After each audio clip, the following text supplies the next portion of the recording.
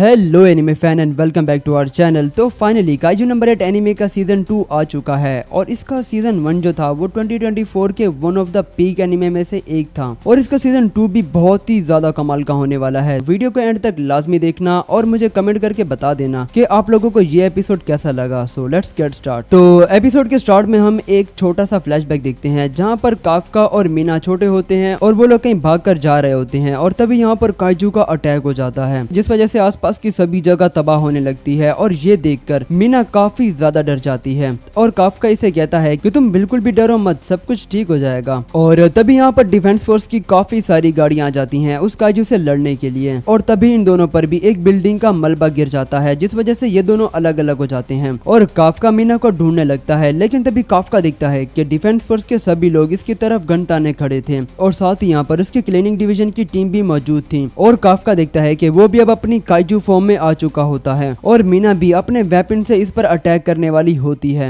और वो कहती है कि काफका ही बीनो या फिर काइजू नंबर 8 तुम्हारा खेल खत्म समझो। और इसके बाद वो सभी लोग इस पर अटैक कर देते हैं और काफका भी इन सभी पर अटैक कर देता है। लेकिन तभी काफका की आंख खुल जाती है और हमें पता चलता है कि ये सब बस काफका का सपना था। और इसके बाद हमें थर्ड डिवीजन का सीन दिखाया जाता है जहाँ पूरी जगह काफी ज्यादा तबाह हो चुकी होती है और जिन्होंने भी इसका सीजन 1 देखा है उन सभी को पता होगा कि ये जो डिस्ट्रक्शन है वो कैसे हुई थी। खैर मीना आशिरा भी यहाँ पर मौजूद होती है और साथ ही यहाँ पर वॉइस कैप्टन होशिना भी आया होता है और वह मीना से कहता है कि यहाँ की तबाही काफी ज्यादा खतरनाक थी तो इस जगह को ठीक होने में काफी ज्यादा टाइम लग सकता है। और साथ ही वो इसे काफका के बारे में भी बताने लगता है कि 5 दिन से ज्यादा हो चुके हैं काफका के बारे में डिसीजन लिए हुए, लेकिन अभी तक किसी को भी ये नहीं पता कि वो कहाँ पर है और उसके साथ क्या हुआ। और मुझे तो ऐसा लगता है कि शायद अभी भी वो सेल में कैद है। तो इसके बाद हम इहारू और रेनो इचिकावा को देखते हैं जहाँ ये दोनों ही न्यू यूनिट को ज्वाइन करने के लिए जा रहे होते हैं। और जैसा कि हम लोगों को सीजन 1 के लास्ट एपिसोड में हमें ये पता चला था कि थर्ड डिवीजन के जितने भी मेंबर हैं उन सभी को अलग अलग यूनिट्स में डाला जा रहा है और आज इन दोनों का पहला दिन होता है न्यू यूनिट में। और इहारू रेनो से कहने लगता है कि पता नहीं कि आप काफका सर डिफेंस फोर्स में वापस आने के बाद दोबारा से नॉर्मल मेंबर की तरह काम कर भी पाएंगे या नहीं। जिस पर रेनो हंसने लगता है और कहता है कि मुझे याद पड़ता है कि जब काफका पहली बार काइजू बना था तो उसने मुझसे एक मासूम सा सवाल किया था कि अब मेरा क्या होगा और क्या मैं अब अपने इस काइजू वाले चेहरे के साथ डिफेंस फोर्स को ज्वाइन कर भी पाऊंगा या नहीं। ये सुनकर इहारू भी हंसने लगता है और रेनो कहता है कि वो जरूर वापस आएगा चाहे इसके लिए उसे अपनी जान ही क्यों ना देनी पड़े। तो इसके बाद हमें डिफेंस फोर्स के 4th डिवीजन का सीन दिखाया जाता है यानी कि मात्सुमोटो बेस का सीन जहाँ ये दोनों आज से ज्वाइन करने वाले होते हैं और रेनो यहाँ पर कह रहा होता है कि मुझे अब और भी ज्यादा स्ट्रॉन्ग बनना होगा ताकि अगली बार मुझे प्रोटेक्ट करने के लिए काफका सर को काइजू ना बनना पड़े। तो इसके बाद हम इहारू शिनोबिया को भी देखते हैं और वो भी यहाँ पर 1st डिवीजन को ज्वाइन करने के लिए आई होती है और वो भी यहाँ बैठकर यही सोच रही होती है कि वो भी खुद को इतना ज्यादा स्ट्रॉन्ग बनाएगी कि काफका को उसे प्रोटेक्ट करने के लिए काइजू ना बनना पड़े। खैर इसके बाद 1st डिवीजन का वॉइस कैप्टन एजी हेसिगावा यहाँ पर आकर उसे कैप्टन के ऑफिस ले जाने लगता है और किकोरू सोच रही होती है कि 1st डिवीजन काफी ज्यादा पावरफुल डिवीजन है और यहाँ तक कि जब वो यूएसए में थी तो वहाँ भी ये डिवीजन काफी ज्यादा फेमस थी तो ये जगह उसके लिए बेस्ट होने वाली है अपनी स्किल को और भी ज्यादा इम्प्रूव करने के लिए। किकोरू कहती है कि फाइनली मैं जापान के सबसे ज्यादा पावरफुल डिवीजन के कैप्टन से मिलने वाली हूँ। वैसे जिस तरह से हमने इसकी तारीफ सुनी है तो ये सुनकर तो ऐसा लगता है कि जैसे कि शायद ये भी मीना आशिरो की तरह ही स्ट्रिक्ट और सीरियस होगा, लेकिन ऐसा बिल्कुल भी नहीं होता बल्कि ये तो एक बुद्धू जैसा लग रहा होता है और वीडियो गेम खेलने में मसरूफ होता है और इन लोगों को देखता तक नहीं है। जिसके बाद वॉइस कैप्टन इसे एक जोरदार लात मारकर उठाता है और इस वजह से इस बेचारे का PS5 भी टूट जाता है। हम देखते हैं कि ये बंदा तो एक नंबर का नमूना होता है और इसने अपने रूम की हालत ही बिगाड़ कर रखी होती है और सब चीजें यहाँ वहाँ फैलाई होती हैं। तो वॉइस कैप्टन इसे इसका रूम साफ करने का कहता है जिस पर यह मना कर देता है और कहता है कि मैं इसे बाद में साफ कर लूंगा। लेकिन तभी यहाँ पर डिफेंस फोर्स के काफी सारे लोग आ जाते हैं और इसके रूम की सफाई करने लगते हैं जिस पर यह जोर जोर से चिल्लाने लगता है और कहता है कि अरे छोड़ दो, मैं खुद ही सब चीजें साफ कर लूंगा, तुम किसी भी चीज को हाथ मत लगाओ। और इसके बाद फिर से वो इसे एक जोरदार लात दे मारता है। भाई मतलब कैप्टन है यार, थोड़ी सी तो इसकी इज्जत होनी चाहिए ना।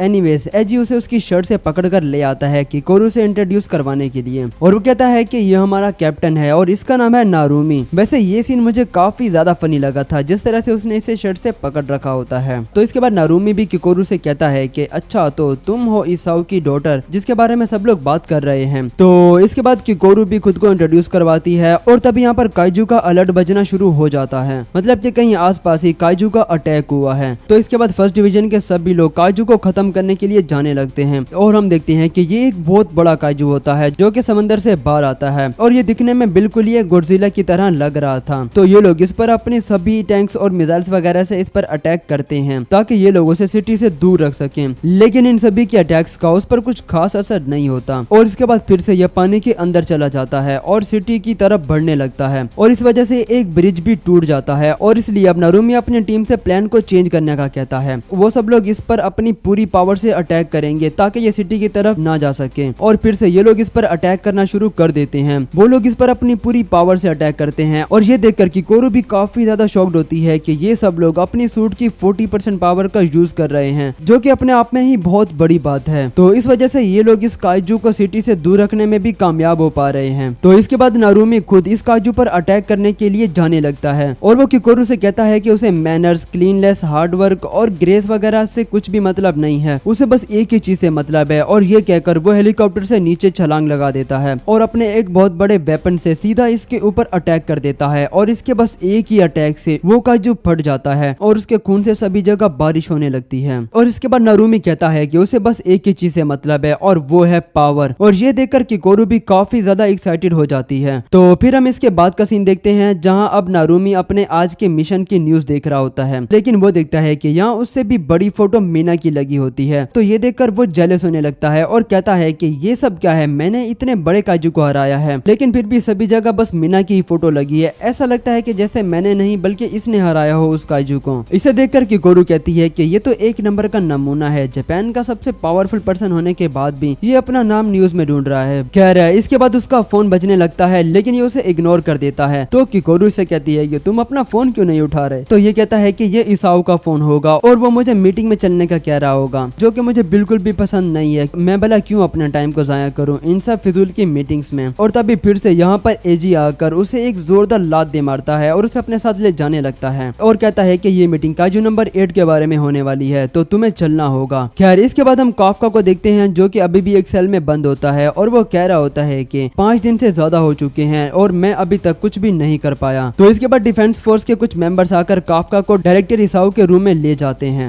जहाँ पर नारुमी और इकोरू भी आए हुए थे। तो इसके बाद डायरेक्टर इसाओ काफका से कहता है कि वो इसे फर्स्ट डिवीजन में डालने वाला है, तो इसका मतलब है कि अब से स्ट्रॉन्गेस्ट काइजू ऑफ हिस्ट्री और strongest anti kaiju force in Japan दोनों एक साथ मिलकर काम करने वाले हैं। तो इसके बाद ये डिवीजन इतना ज्यादा पावरफुल हो जाएगा कि ये किसी भी पावरफुल एनिमी को आसानी से हरा पाएंगे। और वो काफका से कहता है कि काफका तुम अपनी वर्थ को प्रूव करो अपने नेक्स्ट मिशन में, और अगर तुम ऐसा नहीं कर पाए तो तुम्हारी इस डिफेंस फोर्स में कोई भी जगह नहीं बनेगी। काफका कहता है कि वो अपनी पूरी कोशिश करेगा, लेकिन तभी नारुमी कहता है कि वो इस फैसले के खिलाफ है क्योंकि फर्स्ट डिवीजन को स्ट्रॉन्ग बनाने के लिए उसे बस खुद पर ही भरोसा है और वो कहता है कि उसे किसी की भी जरूरत नहीं है। और उसके बाद वो यहाँ से जाने लगता है। तो तभी डायरेक्टर इसाओ कहता है कि रुको, क्या तुम्हें पता है कि काइजू नंबर 9 भी खुद को ह्यूमन में कन्वर्ट कर लेता है और काइजू नंबर 10 ने भी पूरी प्लानिंग करके डिफेंस फोर्स पर अटैक किया था। तो इसका मतलब है कि अब काइजूस बदल रहे हैं और इवॉल्व हो रहे हैं और अगर हमने खुद को बेहतर नहीं बनाया तो काइजूस हम पर भारी पड़ सकते हैं।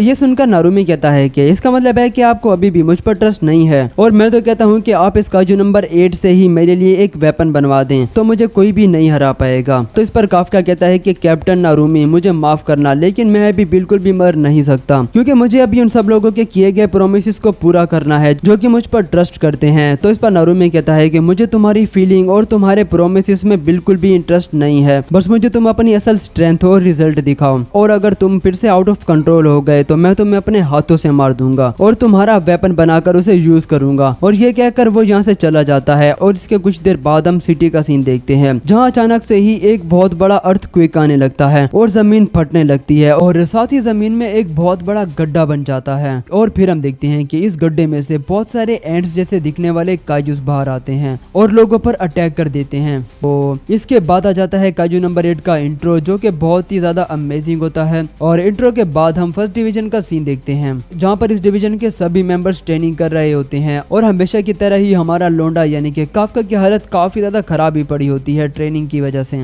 लेकिन इस बार वो हार नहीं मानता और सब लोगों के जाने के बाद भी वो ट्रेनिंग जारी रखता है। और इसके बाद फर्स्ट डिवीजन के सभी लोग तैयार हो जाते हैं उन सभी काइजू से लड़ने के लिए। जिसके बाद हम सिटी का सीन देखते हैं जहाँ पर इन जायंट्स एंड ने तबाही मचा रखी होती है और साथ ही यहाँ मौजूद सभी लोगों को शेल्टर में भेजा जा रहा होता है इन काइजू से बचने के लिए। और साथ ही हम यहाँ पर 2 बच्चों को देखते हैं जहाँ पर इस लड़की के पैर पर काफी बुरी चोट लगी होती है जिस जिस वजह से वो चल नहीं पा रही थी। और ये लड़का कहता है कि तुम बिल्कुल भी फिक्र मत करो, क्योंकि अभी यहाँ पर फर्स्ट डिवीजन वाले आकर हमें बचा लेंगे। और तभी यहाँ पर एक काइजू आ जाता है और इन्हें ऑलमोस्ट खाने ही वाला होता है, जिस पर ये लड़का अपनी आंखें बंद करके कहने लगता है कि नारुमी यहाँ जरूर आएगा और वो हमें जरूर बचाएगा। और वो बार बार नारुमी का नाम ले रहा होता है आंखें बंद करके, और साथ ही ये काइजू भी इसे खाने ही वाला होता है कि तभी यहाँ पर नारुमी आकर इस काइजू को एक ही बार में ढेर कर देता है। और वो इनसे कहता है कि तुम लोग अपने घर जाओ और घर जाकर अपने पेरेंट्स के फोन से एक पोस्ट करना कि कैप्टन नारुमी कितना ज्यादा कूल है। तो इसके बाद नारुमी अपने सभी टीम मेंबर से अपडेट लेता है कि वहाँ सब कैसा चल रहा है। तो मियाकी बताता है कि उसने अपने एरिया के सभी काजूस का सफाया कर दिया है। किनाशी से बताता है कि उसके एरिया में टोटल 4 काजूस हैं, जिसे वो लोग कुछ ही देर में खत्म कर देंगे। तो इसके बाद नारुमी किकोरू और काफका से कहता है कि तुम दोनों हमारे न्यूट्रलाइजेशन जोन में आने वाले सभी काजू से डील करोगे जब तक कि वहाँ मौजूद सभी लोगों को इवैक्यूएट नहीं कर लिया जाता। तो इसके बाद फर्स्ट डिवीजन के सभी लोग इन काजूस पर अटैक करना शुरू कर देते हैं और वो लोग इन पर हेलीकॉप्टर से भी अटैक करते हैं ताकि वो लोग इनकी पोजीशन को चेंज कर सकें। तो इसके बाद हम किकोरू को देखते हैं जो कि अब पूरी तरह से तैयार होती है इन सभी काजू से लड़ने के लिए, और उसके साथ फर्स्ट डिवीजन के और भी मेंबर्स वहाँ मौजूद होते हैं उसे बैकअप देने के लिए। लेकिन तभी किकोरू इतना ज्यादा स्पीड से एक काजू को मार देती है कि इन लोगों को पता तक नहीं चलता, और इसे लड़ता देखकर ये सभी लोग काफी ज्यादा शॉक्ड हो जाते हैं और ये भी बहुत ज्यादा बुरी तरह से इन सभी काजूस को मारती जाती है। जिसे देख एजी भी नारुमी से कहता है कि ये तो तुमसे भी काफी ज्यादा पावरफुल है जब तुम अपने फर्स्ट डिवीजन में थे। तो खैर इसके बाद हम नारुमी को देखते हैं और उसे यहाँ पर कुछ अजीब लग रहा होता है, क्योंकि आज से पहले तो एंड्स जैसे दिखने वाले काजूस कभी भी सरफेस पर नहीं आए और वो हमेशा जमीन के नीचे ही रहते हैं। तो ये सब ऊपर कैसे आ गए हैं, और इन्हें देखकर ऐसे लगता है कि जैसे कोई है जो कि इन्हें ऑर्डर्स दे रहा है। खैर तभी हम देखते हैं कि और भी काफी सारे काजूस वेस्टर्न और न्यूट्रलाइजेशन जोन में आने लगते हैं और काफका इन सब काजू से लड़ने के लिए तैयार होता है। लेकिन इस बार काफका थोड़ा घबराया हुआ होता है और वो काम भी रहा होता है। इसे देखकर डायरेक्टर इसाओ कहता है कि तो चलो देखते हैं काजू नंबर 8 तुम बाकी काजू से किस तरह लड़ते हो। तो इसके बाद काफका अपनी हाफ बॉडी को काजू में कन्वर्ट कर लेता है और सीधा एक काजू पर अटैक कर देता है, लेकिन इसके अटैक का जरा भी असर नहीं होता इस पर और वो काजू इसे दूर उठाकर फेंक देता है। जिस पर काफका कहता है कि वो जानता है कि वो इन काजूस को अपनी हाफ ट्रांसफॉर्मेशन से कभी भी नहीं हरा सकता, लेकिन अगर फिर से वो पूरा काजू बना और आउट ऑफ कंट्रोल हो गया तो फिर क्या होगा। लेकिन वो कहता है कि चाहे जो भी हो जाए उसे ये करना ही होगा, और इसके बाद वो पूरी तरह से काजू में ट्रांसफॉर्म होने लगता है। लेकिन इस बार कुछ अजीब हो जाता है और वो पूरी तरह से ट्रांसफॉर्म नहीं हो पाता और फिर से नॉर्मल इंसान बन जाता है। और तभी ये काजू बहुत ज्यादा जोर से इसे एक टक्कर दे मारता है और उसे दूर उठाकर फेंक देता है, जिस वजह से काफका काफी ज्यादा जख्मी भी हो जाता है और वो सोचने लगता है कि आखिर ये क्या हो रहा है और वो ट्रांसफॉर्म क्यों नहीं कर पा रहा। और तभी यहाँ पर जमीन के अंदर से बाहर आता है काजू नंबर 9, जिसे देखकर काफका काफी ज्यादा हैरान हो जाता है और साथ ही बाकी सभी लोग भी। तो इसके बाद काजू नंबर 9 कहता है कि अरे वो तो इसलिए बाहर आया था कि उसने यहाँ पर काजू नंबर 8 को देखा था, लेकिन वो तो यहाँ पर है ही नहीं। और तभी वो काफका को देख और उससे पूछता है कि क्या तुम हो काजू नंबर 8, और फिर वो पलक झपकते ही अपनी उंगली से एक शूट करता है और उसकी बुलेट काफका के आर पार हो जाती है। काफका फिर से खुद को ट्रांसफॉर्म करने की कोशिश करता है लेकिन नहीं हो पाता, जिसके बाद नारुमी जाने लगता है उसे बचाने के लिए। लेकिन तभी नारुमी के सामने भी एक और काजू नंबर 9 आ जाता है, मतलब कि काजू नंबर 9 खुद को मल्टीप्लाई भी कर सकता है। और इसके बाद इन लोगों ने जितनी भी एंट्स को मारा होता है वो सभी भी दोबारा से खुद को हील कर लेती हैं और जिंदा हो जाती हैं, और अब इन सभी का कलर भी चेंज हो जाता है। तो इसके बाद नंबर 9 काफका से कहता है कि अब वक्त आ गया है तुम्हें मारने का और तुम्हारी काजू पावर को लेने का। तो इसके बाद वो काफका पर अटैक कर देता है, लेकिन काफका किसी तरह से खुद को बचा लेता है और फिर से ट्रांसफॉर्म करने की कोशिश करता है, लेकिन इस बार भी नहीं हो पाता। तो इसके बाद फिर से नंबर 9 काफका पर अटैक करने लगता है, लेकिन इस बार किकोरू बीच में आकर इसे बचा लेती है और काजू नंबर 9 को बीच में से ही काट देती है। लेकिन फिर भी ये खुद को रीजनरेट कर लेता है और कहता है कि शायद मैं तुमसे पहले भी मिल चुका हूँ, जिस पर किकोरू कहती है कि इतना सब याद रखने की जरूरत नहीं है क्योंकि वैसे भी अब मैं तुम्हें मारने वाली हूँ। तो इस एपिसोड के स्टार्ट में हम देखते हैं कि किकोरू काफका से पूछती है कि क्या तुम खुद को ट्रांसफॉर्म कर सकते हो, जिस पर काफका कहता है कि मैंने बहुत कोशिश कर ली है लेकिन पता नहीं क्यों पर मैं खुद को ट्रांसफॉर्म नहीं कर पा रहा। तो इस पर किकोरू सोचने लगती है कि हो सकता है कि शायद इस सब की वजह काजू नंबर 9 हो। खैर वो ये सब सोच रही होती है कि तभी नंबर 9 इन दोनों पर खतरनाक अटैक कर देता है और ये दोनों जैसे तैसे इसके अटैक से बच रहे होते हैं। और किकोरू काफका से कहती है कि मैं काजू नंबर 9 की मूवमेंट्स को रोकने की कोशिश करती हूँ, मतलब कि मैं उसका ध्यान भटकाऊंगी, और अगर तुम सच में इसकी वजह से ट्रांसफॉर्म नहीं कर पा रहे हो तो हो सकता है कि उसका ध्यान भटकने की वजह से तुम ट्रांसफॉर्म हो जाओ। और साथ ही वो कहती है कि काफका मुझे ये कहते हुए बिल्कुल भी अच्छा नहीं लग रहा,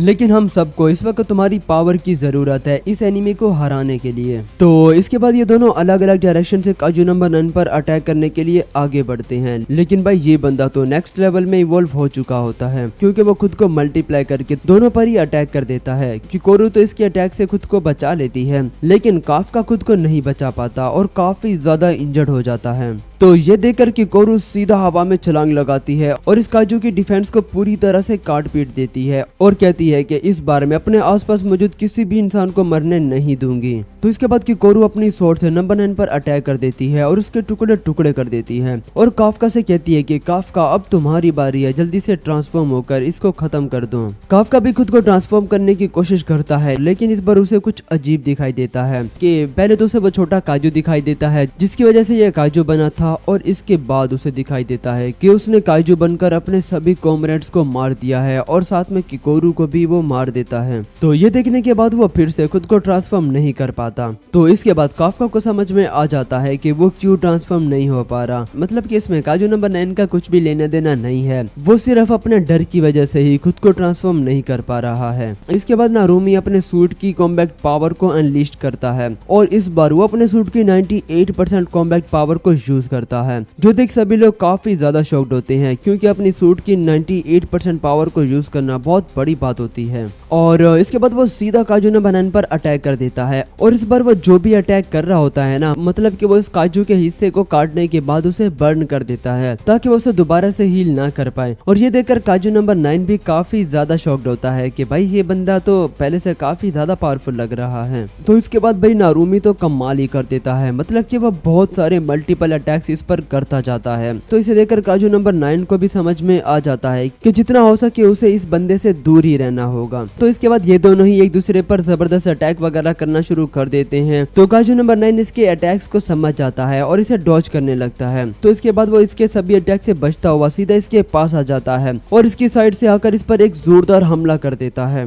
लेकिन नारुमी इसके अटैक से तो खुद को बचा लेता है, लेकिन जैसे ही वो पीछे आता है तो वो देखता है कि इसके आसपास काजू नंबर 9 के बहुत सारे एक्सप्लोसिव होते हैं और वो सभी फट जाते हैं, जिसे देखकर सभी लोग काफी ज्यादा शॉक्ड हो जाते हैं। और खुद डायरेक्टर इसाओ भी कहता है कि काजू नंबर 9 बाकी सब काजू से बहुत ज्यादा अलग है, क्योंकि वो हमें लड़ता हुआ देखकर अपनी फाइटिंग स्किल को और भी ज्यादा बेहतर बनाता जा रहा है और खुद को डेवलप कर रहा है, कि मतलब कि ये काजू एक वायरस की तरह है जो कि फैलता ही जा रहा है। इनकी बातें सुनकर नारुमी कहता है कि ये तो बहुत खतरनाक लगता है, लेकिन फिक्र करने की कोई भी जरूरत नहीं है। तो इसे जिंदा देखकर काजू नंबर 9 भी सोच में पड़ जाता है कि आखिर ये बंदा जिंदा कैसे बच गया। तो इसके बाद नारुमी कहता है कि तो चलो अब उसने अपनी बॉडी का वार्म अप तो कर लिया है, तो अब टाइम हो चुका है इस काजू को खत्म करने का। तो ये कहकर वो सीधा अटैक कर देता है काजू नंबर 9 पर और उसे बीच से ही उड़ा देता है। लेकिन फिर भी ये ढीठ का बच्चा इतनी जल्दी मरने वाला थोड़ी ना है, और वो कहता है कि उसे तो लगता था कि उसने इस बंदे के सभी अटैक्स को सीख लिया है, लेकिन ये किस तरह का अटैक था। तो इस पर डायरेक्टर इसाओ बताता है ये है गेन नारुमी की असल पावर, जिसका नाम है रेटिना 001, और ये पावर बनाई गई है काजू नंबर 1 के रेटिना से।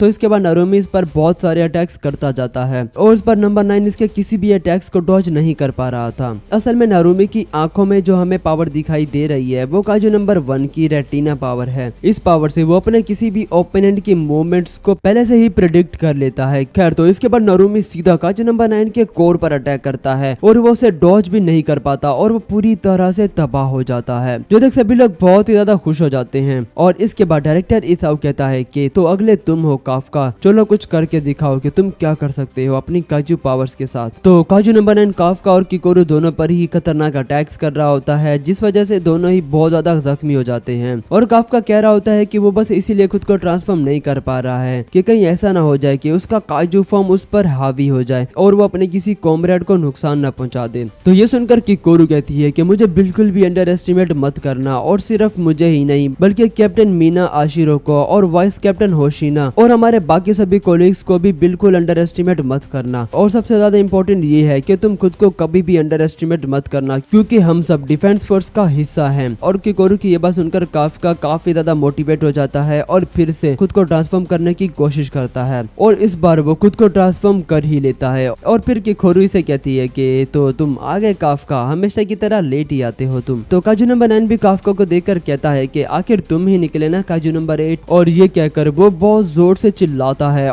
और इस वजह से उसके आसपास की सभी मरी हुई एंट्स वापिस से जिंदा हो जाती हैं और उन सब का कलर भी पहले से चेंज हो जाता है। तो इसके बाद काफका किकोरू से कहता है कि किकोरू मुझे माफ करना, लेकिन क्या तुम इन सभी एंट्स को डील कर लोगी? तो इस पर किकोरू कहती है कि अगर तुम इन सबको मारने की जिम्मेदारी मुझे दे रहे हो तो तुम वापस जीत कर ही आना, वरना मैं तुम्हें अपने हाथों से मार दूंगी। तो इसके बाद काफका सीधा भागते हुए जाता है इस काजू पर अटैक करने के लिए, लेकिन तभी नंबर 9 काफका के पैरों को जकड़ लेता है और अपने विंग्स को फैलाकर काफका पर अटैक करने ही वाला होता है। लेकिन तभी काफका खुद को छुड़ा लेता है और बहुत ज्यादा स्पीड से आकर इसकी कोर को निकालकर उसे डिस्ट्रॉय कर देता है। लेकिन ये कोर उस एंट की होती है, ना कि काजू नंबर 9 की। तो इसके बाद नंबर 9 फिर से बहुत ज्यादा जोर से चिल्लाता है और काफका पर अटैक करने की कोशिश करता है, लेकिन काफका भागता बजाता है और यामा बिल्डिंगों पर छलांग लगाता हुआ सीधा हवा में कूद जाता है और सीधा काजू नंबर 9 के ऊपर अटैक कर देता है, जिसे ये काजू डॉज नहीं कर पाता और इसका ये पंच सीधा इसके ऊपर जाकर लगता है और काजू नंबर 9 पूरी तरह से डिस्ट्रॉय हो जाता है। और काफका की पावर को देखकर बाकी सभी लोग भी काफी ज्यादा शॉक्ड होते हैं और कहते हैं कि तो ये है असल पावर काजू नंबर 8 की। और इसके बाद ये सभी लोग काफी ज्यादा खुश हो जाते हैं कि काफका ने काजू नंबर 9 को हरा दिया है। लेकिन किकोरू इनसे कहती है कि अभी ज्यादा खुश होने का टाइम नहीं है, क्योंकि अभी भी बहुत सारे जोजो जिंदा हैं। ये सुनते ही सभी लोग वापस से सीरियस मोड में आ जाते हैं। तो इसके बाद काफका, नारुमी और किकोरू तीनों एक साथ मिलकर जोजोस का सफाया करना शुरू कर देते हैं। वो हर एक जोजो को कुछ ही सेकंड्स के अंदर अंदर कुचलते जाते हैं और थोड़ी देर के अंदर ही पूरा एरिया क्लियर हो जाता है और इनका मिशन भी कंप्लीट हो जाता है और काफका फिर से अपने ह्यूमन फॉर्म में आ जाता है। लेकिन कहानी यहाँ पर खत्म नहीं होती, बल्कि असली फाइट तो यहाँ से शुरू होने वाली थी और आगे जो होने वाला था उसके लिए कोई भी तैयार नहीं होता। वेल, वो सब तो हमें थोड़ी देर में पता चल ही जाएगा, लेकिन अभी के लिए हम देखते हैं कि डायरेक्टर इसाओ काफका, नारुमी और किकोरू तीनों को बहुत ज्यादा अप्रिशिएट करता है और कहता है कि तुम तीनों ने बहुत ही अच्छा काम किया है, जो सुनकर किकोरू भी काफी ज्यादा इमोशनल हो जाती है। लेकिन हम देखते हैं कि नारुमी कुछ सोच रहा होता है कि यहाँ कुछ तो अजीब है, क्योंकि काजू नंबर 9 इतनी आसानी से कैसे मर गया और साथ ही नंबर 9 ने कहा था कि वो काफका को मारकर काजू की पावर्स पर कब्जा कर लेगा। तो ये बात उसे कुछ समझ में नहीं आई। ये बात तो उसे समझ में आ गई कि वो काजू नंबर 8 को मार देगा, लेकिन उसे अभी तक ये समझ नहीं आया कि वो उसकी पावर्स को किस तरह से लेगा और आखिर उसका प्लान क्या है। क्या वो सच में यहाँ पर काजू नंबर 8 को ही मारने के लिए आया था या फिर उसका मकसद कुछ और ही था। और तभी अचानक से यहाँ पर काजू का अलर्ट बजना शुरू हो जाता है, जो देखकर ये सभी लोग काफी ज्यादा हैरान हो जाते हैं और उन्हें कुछ भी समझ में नहीं आ रहा होता कि आखिर ये नया काजू कहाँ से आ गया और ये है कौन। और तभी हम देखते हैं कि काजू नंबर 9 की वो बॉडी जिसे काफका ने डिस्ट्रॉय कर दिया था, वो अभी भी जिंदा होता है और कह रहा होता है कि ये बहुत बुरा हुआ कि वो काफका को नहीं मार पाया, लेकिन वो जिस काम के लिए यहाँ पर आया था वो उसे जरूर पूरा करेगा, मतलब कि वो उसकी काजू पावर्स को हासिल करके ही रहेगा। और ये कहकर वो यहाँ से गायब हो जाता है और ये सुनकर काफका भी काफी ज्यादा हैरान होता है कि आखिर उसके कहने का मतलब क्या था। और तभी वो जल्दी से नारुमी को बताता है कि वो जिस काजू से अब तक फाइट कर रहे थे वो उसकी मेन बॉडी थी ही नहीं, मतलब कि उसकी मेन बॉडी तो कहीं और ही है। और तभी हम देखते हैं कि इनके हेडक्वार्टर में जो ये बंदा होता है वो तभी काजू नंबर 9 में ट्रांसफॉर्म हो जाता है और फिर वो कहता है कि मैंने तुम्हें ढूंढ लिया डायरेक्टर इसाओ, या फिर मैं ये कहूँ कि मेरी न्यू बॉडी। तो भाई साहब, मतलब कि अब हमें काजू नंबर 9 का असल प्लान समझ में आ चुका है कि वो यहाँ पर बस डायरेक्टर इसाओ को ढूंढ रहा था, मतलब कि वो डायरेक्टर इसाओ की बॉडी पर कब्जा करना चाहता है क्योंकि उसकी बॉडी काफी ज्यादा पावरफुल है, तो शायद इसीलिए। तो इसके बाद नंबर 9 इन सभी पर अटैक कर देता है और इनके पूरे बेस को ही उड़ा देता है। तो इसके बाद इसाओ को भी ये समझ में आ जाता है कि नंबर 9 यहाँ पर काजू नंबर 2 की पावर्स को हासिल करने के लिए आया है, जो कि वो कभी भी नहीं होने देगा। और डायरेक्टर इसाओ भी नंबर 9 से लड़ने के लिए तैयार हो जाता है और इसके बाद दोनों ही एक दूसरे पर जबरदस्त पंच लैंड कर देते हैं और इन दोनों के पंचेस का जो इम्पैक्ट होता है ना, वो इतना ज्यादा पावरफुल होता है कि यहाँ बहुत बड़ा ब्लास्ट हो जाता है और यहाँ तक कि आसपास की काफी जमीन तक डिस्ट्रॉय हो जाती है। लेकिन फिर भी नंबर 9 इसाओ के पंच को ओवरकम कर देता है और उसे सीधा जमीन पर गिरा देता है और इस वजह से इसाओ का एक हाथ भी काफी ज्यादा ज्यादा इंजर्ड हो जाता है, जो देख सभी लोगों की आंखें फटी की फटी रह जाती हैं। और नंबर 9 भी कहता है कि अरे ये क्या, मैं तो पहले से काफी ज्यादा पावरफुल बन चुका हूँ। तो इसके बाद वो फिर से एक और पंच मारने लगता है इसाओ को, लेकिन इस बार इसाओ जल्दी से खड़ा होकर उसके पंच को रोक लेता है और उसे ही एक जोरदार पंच दे मारता है, जिस वजह से काजू का एक हाथ टूट जाता है। लेकिन फिर भी अपने इस टूटे हुए हाथ को दोबारा से रीजनरेट कर लेता है और ऐसा लग रहा था कि जैसे इसे कुछ हुआ ही ना हो। और फिर इसके बाद वो अपनी फुल पावर को अनलीस्ट करता है और सीधा अटैक कर देता है नंबर 9 पर। इसकी पावर देखकर नंबर 9 भी कहता है कि अरे वाह, तुम तो सचमुच में काफी ज्यादा पावरफुल हो। तो इसका मतलब है कि मैं बिल्कुल ठीक था कि मैं तुम्हारी बॉडी को पोजेस कर सकता हूँ। तो इसके बाद नंबर 9 भी मुक्के बरसाना शुरू कर देता है इसाओ पर और वो इसे डॉज भी नहीं कर पाता और इसके बाद वो उसे एक जोरदार पंच दे मारता है, जिस वजह से वो काफी ज्यादा दूर जाकर गिरता है और सीधा एक बिल्डिंग से टकराता है और उसकी हालत बहुत ही ज्यादा खराब हो जाती है। और कुरुजो इसाओ के डैमेज को रिकवर करने की कोशिश करता है, लेकिन उसका सूट अब पूरी तरह से डैमेज हो चुका था तो वो हील नहीं हो पाता और इस वजह से कुरुजो भी काफी ज्यादा सैड हो जाता है और रोने लगता है। और तभी इसाओ इसे कहता है कि कुरुजो तुम बिल्कुल भी फिक्र मत करो, हम इसे हरा कर रहेंगे। और इसके बाद वो काजू नंबर 2 की फुल मसल पावर को अनलीस्ट करता है नंबर 9 पर अटैक करने के लिए, जिस पर कुरुजो इसे रोकता है और समझाता है कि वो इतनी ज्यादा पावर को यूज ना करे वरना वो कभी भी लड़ने के काबिल नहीं रहेगा। तो इस पर इसाओ कहता है कि उसे ये करना ही होगा और उसे अपनी लाइफ को दांव पर लगाना होगा नंबर 9 को हराने के लिए, बिल्कुल वैसे ही जैसा कि उसने किया था। तभी नंबर 9 इस पर एक बेहद ही पावरफुल अटैक कर देता है, लेकिन फिर भी इसाओ इसके अटैक को रोक लेता है और कहता है कि चाहे जो भी हो मुझे इस काजू को मारना ही होगा। और इसके बाद वो अपनी फुल पावर से इस पर अटैक कर देता है और इसका ये अटैक काजू नंबर 2 का सबसे ज्यादा खतरनाक अटैक था, जिसे ब्रस्ट अटैक कहते हैं। और इसाओ का ये अटैक इतना ज्यादा पावरफुल होता है कि नंबर 9 की हालत ही खराब हो जाती है और उसकी कोर भी दिखाई देने लगती है। लेकिन तभी नंबर 9 अपनी बॉडी के शेप को चेंज कर लेता है और अपनी कोर की प्लेसमेंट को भी चेंज कर लेता है। लेकिन तभी इसाओ अपने दूसरे हाथ से इस पर अटैक कर देता है, जो देख नंबर 9 भी बहुत ही ज्यादा हैरान हो जाता है कि आखिर कोई इंसान इतना ज्यादा पावरफुल कैसे हो सकता है। मतलब कि उसका ये पंच इतना ज्यादा पावरफुल होता है कि आसपास की बहुत सारी बिल्डिंग तक तबाह हो जाती हैं। लेकिन फिर भी ये डीड का बच्चा मरता नहीं और कहता है कि तुम बहुत ज्यादा पावरफुल हो, लेकिन फिर भी तुम एक इंसान हो, अगर तुम काजू होते तो शायद मैं तुमसे कभी भी नहीं जीत पाता। और ये कहकर वो इसाओ की पूरी बॉडी को अपनी बॉडी से कवर कर लेता है। और फिर हम दूसरी तरफ देखते हैं जहाँ काफका और नारुमी दोनों ही भागते हुए आते हैं इसाओ को बचाने के लिए। लेकिन तभी वो देखते हैं कि इसाओ तो अपनी जगह पर ही खड़ा होता है। ये देखकर नारुमी कहता है कि शुक्र है डायरेक्टर इसाओ के, आप बिल्कुल ठीक हैं। लेकिन तभी इसाओ नारुमी पर ही अटैक कर देता है और काफका जल्दी से इसे बचा लेता है। और हम देखते हैं कि ये अब इसाओ नहीं था, बल्कि ये अब काजू नंबर 9 बन चुका था और नंबर 9 ने इसकी पूरी बॉडी को ही पोजेस कर लिया होता है। नारुमी इसे कहता है कि डायरेक्टर इसाओ कहाँ पर है और तुमने उसके साथ क्या किया है। इस पर नंबर 9 कहता है कि क्या तुम इस बंदे की बात कर रहे हो जिसे मैंने मार दिया है और उसकी बॉडी को अपने साथ फ्यूज कर लिया है। और तभी किकोरू भी आकर उस पर अटैक कर देती है, लेकिन भाई साहब इसके अटैक का तो जरा भी असर नहीं होता इस पर। और इसके बाद वो अपने विंग्स को फैलाता है और कहता है कि मुझे लगता है कि मुझे यहाँ से जाना चाहिए, क्योंकि फ्यूज होने के बाद मुझे थोड़ा रेस्ट करना चाहिए। तो फिर ये कहकर वो यहाँ से जाने लगता है, लेकिन नारुमी कहता है कि मैं तुम्हें यहाँ से कभी भी नहीं जाने दूंगा। और ये कहकर वो उस पर अटैक कर देता है और साथ ही ये दोनों भी उस पर अटैक कर देते हैं। लेकिन इन तीनों के अटैक्स ही इस पर पूरी तरह से यूजलेस होते हैं और उसका कोई भी असर नहीं होता इस पर। लेकिन हम देखते हैं कि किकोरू यहाँ पर चुपचाप खड़ी होती है और वो इनको लड़ता हुआ देख रही थी और वो नंबर 9 पर बिल्कुल भी अटैक नहीं कर पाती, क्योंकि वो काफी ज्यादा सदमे में होती है कि इसके सामने ये जो काजू है उसने इसके बाप को मार दिया था और ये कुछ भी नहीं कर पाई, जिस वजह से वो काफी ज्यादा रोने भी लग जाती है। खैर, तो इसके बाद हम देखते हैं कि नारुमी और काफका भी नंबर 9 से फाइट कर रहे होते हैं और काफका सोच रहा होता है कि आखिर ये काजू कितना ज्यादा पावरफुल है कि हम दोनों मिलकर भी इसका मुकाबला नहीं कर पा रहे हैं। तो इसके बाद काफका और नंबर 9 दोनों ही एक दूसरे को जबरदस्त पंच जड़ देते हैं, लेकिन यहाँ नंबर 9 काफका के पंच को पूरी तरह से डोमिनेट कर देता है और उसे उड़ाकर दूर फेंक देता है और नंबर 9 फिर से यहाँ से जाने लगता है। लेकिन तभी हम देखते हैं कि जिस हाथ से इसने काफका को पंच मारा था इसका ये पूरा हाथ ही कटकर नीचे गिर जाता है। भाई मतलब अब हमारा काफका भी कोई लल्लू पंजू थोड़ी ना है। और इस मौके का फायदा उठाकर नारुमी भी सीधा भागते हुए आता है और नंबर 9 के इसी बाजू पर अपनी तलवार घुसा देता है और इसके हाथों को पूरी तरह से ही तबाह कर देता है।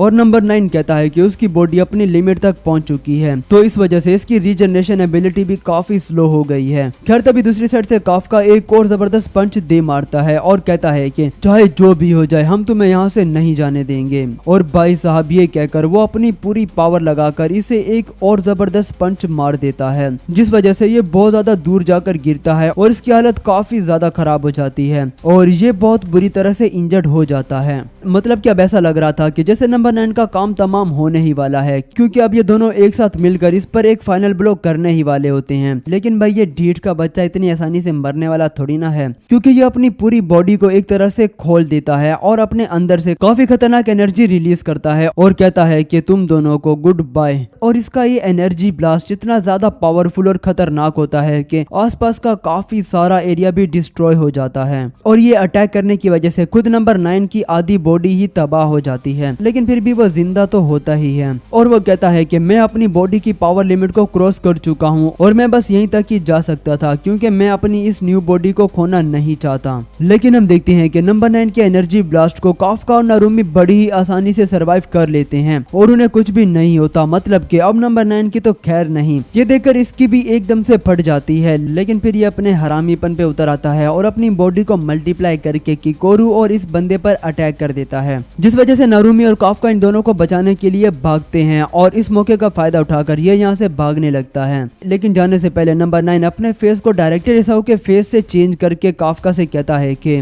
जब अगली बार मैं वापस आऊंगा तो काइजूस के लिए एक नया एरा होगा, और ये कहकर वो यहाँ से चला जाता है। काफका और नारुमी इन दोनों को उसके अटैक से बचा लेते हैं और काफका ऊपर आसमान की तरफ देखते हुए कह रहा होता है कि मतलब कि वो नंबर 9 से कह रहा होता है कि तुम्हें वो बात डायरेक्टर इसाओ का फेस यूज करके कभी भी नहीं कहनी चाहिए थी। तो फिर हम इसके अगले दिन का सीन देखते हैं, जहाँ न्यूज वगैरह में डायरेक्टर इसाओ की डेथ के बारे में बताया जा रहा होता है और साथ ही हम इसाओ के फ्यूनरल को भी देखते हैं, जहाँ डिफेंस फोर्स के सभी लोग आए होते हैं और यहाँ मौजूद सभी लोग काफी ज्यादा सैड होते हैं। लेकिन काफका देखता है कि किकोरू यहाँ पर नहीं आई थी, क्योंकि वो अपने फादर यानी कि इसाओ के ऑफिस में बैठी होती है और उसकी हिम्मत ही नहीं हो रही थी अपने फादर के फ्यूनरल में आने की और उसे गुड बाय कहने की। तो इसके बाद हम देखते हैं कि नारुमी उसे बुलाने के लिए आता है, लेकिन वो वहाँ जाने से मना कर देती है और कहती है कि ये सब उसकी ही गलती है, क्योंकि वो काफी ज्यादा वीक और स्लो है, जिस वजह से वो अपने फादर को प्रोटेक्ट नहीं कर पाई। और वह नारुमी से कहती है कि अब चाहे जो भी हो जाए मुझे खुद को और भी ज्यादा पावरफुल बनाना होगा, ताकि मैं उस काजू को मारकर अपने फादर की डेथ का बदला ले सकूं।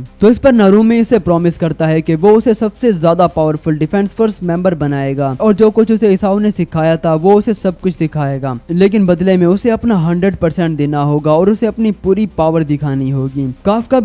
भी बाहर खड़ा होकर इनकी बातें सुन रहा होता है। तो इसके बाद हम डिफेंस फोर्स की लैब का सीन देखते हैं, जहाँ पर यह बंदा इटामी को डायरेक्टर इसाओ के एक सीक्रेट प्रोजेक्ट के बारे में बता रहा होता है कि इसाओ ने इन्हें कहा था कि अगर उसे कुछ हो जाता है तो इसके बाद ये लोग इटामी को ये प्रोजेक्ट दिखाएंगे। ये सुनकर इटामी स्माइल करने लगता है और कहता है कि इसाओ हमेशा से ही ऐसा था और वो अपने इस तरह के सभी काम हमेशा मुझे ही बताया करता था। तो इटामी इस प्रोजेक्ट को कंटिन्यू करने का कहता है और कहता है कि अब हमारी बारी है रिवेंज लेने की। तो इसके बाद हम ट्रेनिंग रूम का सीन देखते हैं, जहाँ पर रिन और किकोरू दोनों ही ट्रेनिंग कर रही होती हैं और नारुमी मजे से बैठकर इन्हें देख रहा होता है। लेकिन तभी यहाँ पर एजी आकर उसे जोरदार लात दे मारता है और वो उसे पूछता है कि काफका के बारे में तुमने क्या सोचा है कि उसे डिफेंस फोर्स में रखना है या फिर नहीं। तो इससे पहले कि नारुमी कुछ कहता तभी इन्हें डिफेंस फोर्स के एक बंदे की कॉल आती है और वो इनसे कहता है कि उसे काजू नंबर 8 के बारे में कुछ इंपॉर्टेंट बात पता लगी है। और वो बात ये होती है कि जब से काफका अपने ह्यूमन फॉर्म में ट्रांसफॉर्म हुआ है तो इसके बाद से उसके हाथ का कुछ हिस्सा ऐसा है जो कि अभी भी काइजू की फॉर्म में ही है। वो बंदा कहता है कि शायद हो सकता है कि काफका जितनी भी बार खुद को काइजू में ट्रांसफॉर्म करेगा कि तो उसकी वजह से उसकी ह्यूमन बॉडी भी आहिस्ता आहिस्ता काइजू में कन्वर्ट होने लगेगी, और ये भी हो सकता है कि एक दिन उसकी पूरी बॉडी ही काइजू में कन्वर्ट हो जाए और वो वापस से इंसान में ट्रांसफॉर्म ना कर पाए। और ये सुनकर नारुमी भी कुछ सोचने लगता है। खैर इसके बाद हम काफका को देखते हैं जो कि ये सोच रहा होता है कि चाहे जो भी हो जाए वो सब लोगों को प्रोटेक्ट कर ही रहेगा। खैर तभी यहाँ पर कैप्टन नारुमी आ जाता है और काफका से कहता है कि मैं तुम्हें डिफेंस फोर्स में शामिल नहीं कर सकता और तुम इसका रीजन भी अच्छी तरह से जानते हो, क्योंकि अगर तुम इसी तरह से काजू में ट्रांसफॉर्म होते रहे तो शायद एक दिन ऐसा हो सकता है कि तुम वापिस से नॉर्मल इंसान में कभी भी ट्रांसफॉर्म ना कर पाओ। नारुमी कहता है कि मैं ये सब तुमसे कहने वाला था, लेकिन मुझे इस सब से कुछ भी फर्क नहीं पड़ता, मुझे बस तुम्हारी हेल्प चाहिए उस काजू को हराने के लिए। मुझे फर्क नहीं पड़ता कि तुम भले ही हमेशा के लिए एक काजू बनकर रह जाओ, मुझे बस काजू नंबर 9 को मरते हुए देखना है, तो क्या तुम मेरा साथ दोगे। तो इस पर काफका कहता है कि हाँ वो इनके साथ है। तो उस पर नारुमी कहता है कि तो ठीक है, फिर तुम आज से डिफेंस फोर्स का हिस्सा हो। और इसके बाद हम 3rd डिवीजन का सीन देखते हैं, जहाँ ये लड़की भागते हुए आती है और वाइस कैप्टन होशिना से कहती है कि कैप्टन होशिना काजू नंबर 10 जाग गया है। और तभी हम काजू नंबर 10 को भी देखते हैं जो कि अब पूरी तरह तरह से अपने कॉन्शियसनेस में होता है और उसे देखकर भाई साहब यहाँ मुझे सभी रिसर्चर्स की तो फटी पड़ी होती है। खैर तो इसके बाद होशिना इस लड़की से पूछता है कि क्या उसने काजू नंबर 9 के बारे में कुछ बताया या फिर कोई ऐसी इन्फॉर्मेशन जो कि हमारे काम आ सके। तो इस पर ये लड़की कहती है कि नहीं, क्योंकि वो कह रहा था कि वो बस आपसे ही बात करेगा। और साथ ही हम देखते हैं कि यहाँ लैब में मौजूद सभी लोग ये देखकर बहुत ही ज्यादा शॉक्ड होते हैं कि इस काजू का फोर्टिट्यूड लेवल अभी भी 5.7 होता है, जो कि बहुत ही ज्यादा शॉकिंग बात है, क्योंकि भाई इस काजू की 80% बॉडी तो अभी भी रिजनरेट नहीं हुई है, फिर भी इसका फोर्टिट्यूड लेवल 5.7 कैसे हो सकता है। और जिन लोगों को भी फोर्टिट्यूड का मतलब नहीं पता तो उनके लिए मैं ये बता दूं कि डिफेंस फोर्स का एक सिस्टम है जो कि काजूस की पावर और उनके थ्रेड को मेजर करता है। जितना ज्यादा नंबर होगा उतना ही ज्यादा डेंजरस काजू माना जाता है। फॉर एग्जाम्पल छोटे काजू का फोर्टिट्यूड लेवल 2 या 3 होता है, लेकिन बड़े और डेडली काजूस का लेवल 9 या 10 तक पहुंच सकता है, जैसे कि काजू नंबर 9 और काजू नंबर 10। मतलब अगर एक काजू का फोर्टिट्यूड लेवल 9 है तो वो डिफेंस फोर्स के लिए एक बहुत बड़ा खतरा है। तो इसके बाद हम देखते हैं कि होशिना भी यहाँ रिसर्च लैब में आ जाता है और वो काजू नंबर 10 से कहता है कि आखिर तुम जाग गए काजू नंबर 10। तो भाई इस पर नंबर 10 बहुत ही ज्यादा जोर से चिल्लाता है। तो इस पर होशिना इसे कहता है कि अरे बेवकूफ क्यों अपना गला फाड़ रहे हो। ये सुनकर नंबर 10 कहता है कि अगर तुमने एक बार और ऐसा बोला तो मैं तुम्हें काट दूंगा। खैर तो इसके बाद होशिना नंबर 10 को काजू नंबर 9 की एक फोटो दिखाकर उसके बारे में पूछने लगता है कि क्या तुम इसके बारे में कुछ जानते हो। जिस पर नंबर 10 कहता है कि हाँ बिल्कुल, क्योंकि मुझे इसी ने ही बनाया है। और ये सुनकर तो भाई साहब सब लोग बहुत ही ज्यादा शॉक्ड हो जाते हैं, मतलब कि इतने ज्यादा पावरफुल काजू को नंबर 9 ने बनाया है। तो इसके बाद नंबर 10 होशिना से कहता है कि मैं तुम्हें नंबर 9 के बारे में वो सब कुछ बताऊंगा जो कि मैं जानता हूँ, लेकिन मेरी एक शर्त है कि पहले तुम लोगों को मुझे यहाँ से बाहर निकालना होगा और मुझसे लड़ना होगा। होशिना कहता है कि मुझे माफ करना भाई, लेकिन मैं ऐसा बिल्कुल भी नहीं कर सकता, और वैसे भी तुम अपनी आधी अधूरी बॉडी के साथ कैसे फाइट करोगे। काजू नंबर 10 कहता है कि मेरे कहने का वो मतलब नहीं था, बल्कि मेरे कहने का ये मतलब है कि तुम अपनी बॉडी मेरे हवाले करोगे, क्योंकि मैं ये जानता हूँ कि डिफेंस फोर्स के पास ऐसी टेक्नोलॉजी है जिससे वो लोग मेरी बॉडी को एक वेपन बना सकते हैं। तो मैं चाहता हूँ कि तुम मेरी बॉडी को एक वेपन बनाकर पहन लो। ये सुनकर सभी लोग काफी ज्यादा शॉक्ड हो जाते हैं कि आखिर एक काजू ऐसा क्यों कह रहा है, मतलब कि भाई एक काजू को क्या ही पड़ी है कि वो अपनी बॉडी को एक वेपन बनाएगा। खैर हमें नहीं पता कि वो ये सब क्यों करना चाहता है। जहाँ तक मुझे लगता है कि नंबर 10 लड़ाई को एक थ्रिल और फन के पॉइंट ऑफ व्यू से देखता है, लेकिन भाई डिफेंस फोर्स वालों के लिए लड़ाई बिल्कुल भी कोई मजाक या एंजॉयमेंट नहीं है, बल्कि इनके लिए ये बहुत सीरियस ड्यूटी है जिसमें काफी लोगों की जान दांव पर लगी होती है। तो एपिसोड की शुरुआत एक छोटी सी फ्लैशबैक स्टोरी से होती है, जहाँ हमें इहारू दिखाई देता है और वो बताता है कि भाई बचपन से ही वो अपने टेक्निकल स्कूल का टॉपर था, मतलब कि वो पढ़ाई, ट्रेनिंग और यहाँ तक कि हर एक चीज में नंबर 1 आता था। इस वजह से उसे लगता था कि भाई वो मीना आशिरो, गेन्नारुमी और ईसाऊ के लेवल का डिफेंस फोर्स मेंबर बन जाएगा। लेकिन जब उसने डिफेंस फोर्स को ज्वाइन किया तो तब उसे ये एहसास हुआ कि वो तो बहुत ही ज्यादा गलत था। इसी के साथ सीन वापिस से प्रेजेंट में आता है, जहाँ फाइनली रेनो इचिकावा को काजू नंबर 6 का वेपन पहनाया जा रहा होता है। लेकिन ये काम इतना भी आसान नहीं होता, क्योंकि सूट का प्रेशर इतना ज्यादा होता है कि रेनो की हालत खराब हो जाती है और यहाँ तक कि वो बेहोश हो जाता है, क्योंकि काजू के सूट को हैंडल करना कोई मजाक बात थोड़ी ना है। तो इसके बाद हमें 4th डिवीजन के एक मिशन का सीन दिखाया जाता है। उनके सामने एक बहुत बड़ा और खतरनाक होंजू होता है, जिसके साथ बहुत सारे यूजुस भी होते हैं। जहाँ 4th डिवीजन का कैप्टन जोगो ओगाटा भी खुद मौजूद होता है, और साथ ही वो लोग यहाँ पर रेनो को भी अपने साथ इस मिशन पर लाए होते हैं। ये मिशन असल में रेनो की पावर को टेस्ट करने के लिए ही रखा गया है। क्या वो सच में नंबर 6 के सूट को कंट्रोल कर पाएगा या नहीं। रेनो और बाकी डिफेंस फोर्स मेंबर होंजू को खत्म करने के लिए तैयार हो जाते हैं, और साथ ही ओगाटा यहाँ कहता है कि उसे बिल्कुल भी उम्मीद नहीं थी कि सिर्फ 1 महीने की ट्रेनिंग से ही कि रेनो नंबर 6 के सूट को यूज करने के लायक बन जाएगा। तो इसीलिए उसने रेनो को इतनी हार्ड ट्रेनिंग दे दी थी ताकि वो खुद ही थक कर पीछे हट जाए और हार मान ले। लेकिन भाई रेनो पीछे हटने वाला थोड़ी ना था, उसने इतनी सख्त ट्रेनिंग को पूरा कर लिया और इसीलिए उसे ये नंबर 6 का सूट दिया गया है। तो इसके बाद वो रेनो को मिशन के बारे में बताने लगता है कि इनका सामना एक 6.4 फोर्टिट्यूड लेवल के होंजू से होने वाला है, और इतना पावर लेवल किसी भी नॉर्मल डिफेंस फोर्स मेंबर के लिए बहुत ही ज्यादा बड़ा चैलेंज होता है। ओगाटा रेनो से कहता है कि अगर तुम इस होंजू को नहीं मार पाए तो मैं खुद इसे अपने हाथों से खत्म कर दूंगा, लेकिन इसका मतलब ये होगा कि तुम नंबर 6 के सूट के लायक नहीं हो। तो अब सवाल ये है कि क्या रेनो इस होंजू को मार पाएगा और ये साबित कर पाएगा कि वो नंबर 6 के सूट का असली यूजर है, या फिर वो इस चैलेंज में फेल हो जाएगा। तो इसके बाद सभी लोग एक साथ दौड़ पड़ते हैं इन यूजर्स को खत्म करने के लिए। साथ ही हमें ये भी पता चलता है कि रेनो के पास सिर्फ 10 मिनट का वक्त है इस बड़े होंजू को हराने के लिए, मतलब कि उसे अपनी पूरी जान लगा देनी होगी। शुरू में रेनो अपने सूट को प्रॉपरली कंट्रोल नहीं कर पा रहा होता, आइस को सही तरीके से क्रिएट नहीं कर पाता और ये देखकर सभी लोग सोचने लगते हैं कि शायद रेनो इस वेपन को यूज नहीं कर पाएगा। लेकिन तभी वो अपने सिर्फ एक ही अटैक से यूजू को उड़ा देता है और उसके टुकड़े टुकड़े कर देता है, जो देखकर सभी लोग काफी ज्यादा शॉक्ड हो जाते हैं। ये देखकर इहारू भी अंदर से बहुत ज्यादा ब्रस्ट हो जाता है। वो गुस्से में आकर अपनी पूरी ताकत से एक योजू पर अटैक करना शुरू कर देता है और कहता है कि भाई मैं जितनी भी कोशिश कर लूं ना, मैं कभी भी किसी योजू को बस एक अटैक में खत्म नहीं कर सकता।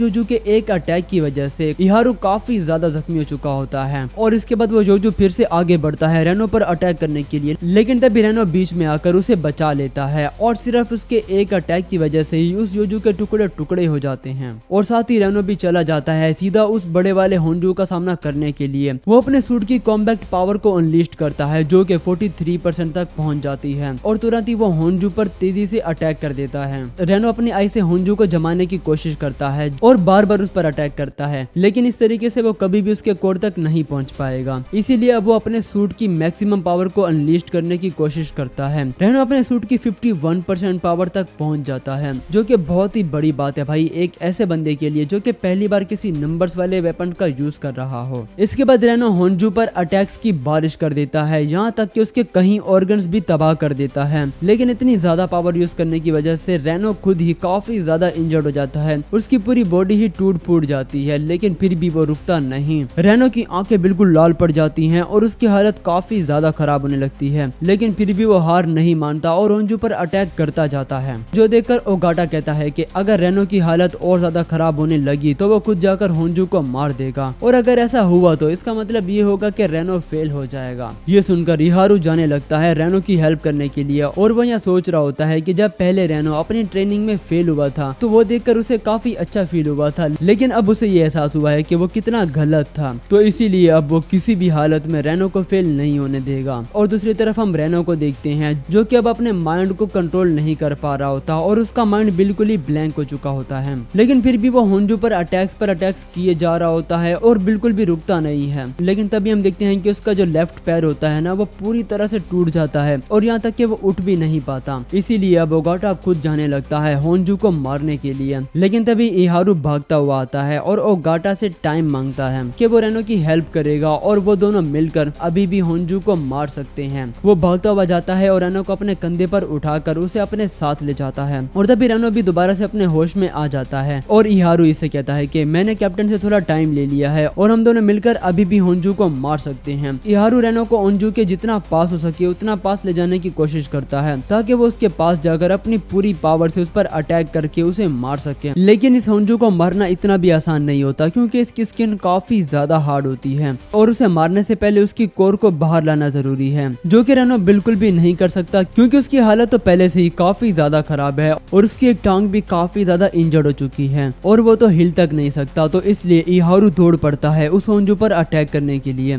लेकिन कैप्टन ओगाटा कहता है कि 24% पावर के साथ वो कभी भी इस होंजू की कोर को बाहर नहीं ला पाएगा। लेकिन तभी इहारू एक जबरदस्त छलांग लगाकर इस पर अटैक कर देता है, जो देखकर ये सभी लोग काफी ज्यादा शॉक्ड हो जाते हैं और यहाँ तक कि ओगाटा खुद भी काफी ज्यादा हैरान हो जाता है और वो कहता है कि कुछ तो गड़बड़ है क्योंकि 24% लेवल वाला बंदा इस तरह का अटैक कभी भी नहीं कर सकता। तो इसलिए वो इहारू की पावर लेवल को चेक करने का कहता है जो कि 41% तक पहुंच चुकी होती है, लेकिन जैसे ही वो जमीन पर गिरता है तो वो वापस से 22% पर आ जाता है। तभी वो होंजू भी उस पर अटैक कर देता है, लेकिन इहारू उसके अटैक से बचकर सीधा हवा में कूद जाता है और फिर से उसका पावर लेवल 41% हो जाता है, जो देखकर ओगाटा भी काफी ज्यादा भड़क जाता है कि भाई इस बंदे की पावर लेवल कितनी ज्यादा अनस्टेबल है। ओगाटा की वॉइस कैप्टन बताती है कि जब भी इहारू फाइटिंग मोड में होता है तो उसकी पावर लेवल पीक पर पहुंच जाती है, बिल्कुल कैप्टन ओगाटा की तरह, और जब उसकी पावर लेवल बढ़ती है तो वो भी रेनो की जितना ही पावरफुल बन जाता है। बस उसे अपनी पावर लेवल को स्टेबल रखना सीखना होगा। तो इसके बाद इहारू अपनी पूरी ताकत से इस होंजू पर बहुत सारे अटैक्स करता जाता है, तो इस वजह से अब इस होंजू का कोर भी बाहर आ जाता है और रेनो एक पावरफुल अटैक कर देता है सीधा इसकी कोर पर और इसके एक अटैक से ही ये होंजू सीधा जमीन पर जा गिरता है, जो देखकर ओगाटा भी काफी ज्यादा हैरान हो जाता है और साथ ही हम देखते हैं कि ये होंजू अब मर चुका होता है और ये देखकर सब लोग काफी ज्यादा खुश हो जाते हैं